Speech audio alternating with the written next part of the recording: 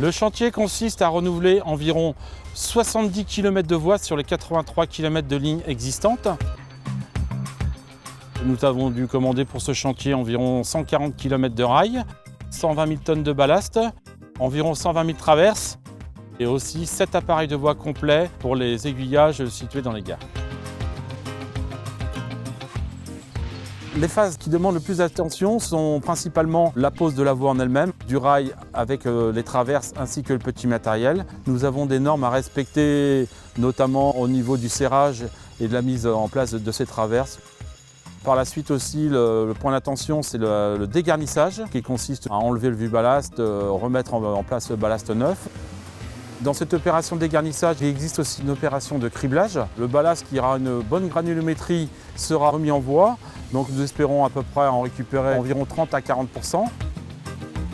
Par la suite, nous aurons aussi des ateliers de relevage et de mise à hauteur avec apport de ballast neuf. Et enfin, donc, les opérations finales que sont la libération de voie et le nivellement complémentaire. Les travaux de voie seront entièrement terminés pour mi-novembre 2017, de façon à ce qu'il nous reste à peu près 4 semaines d'essai avant la remise en circulation des trains voyageurs.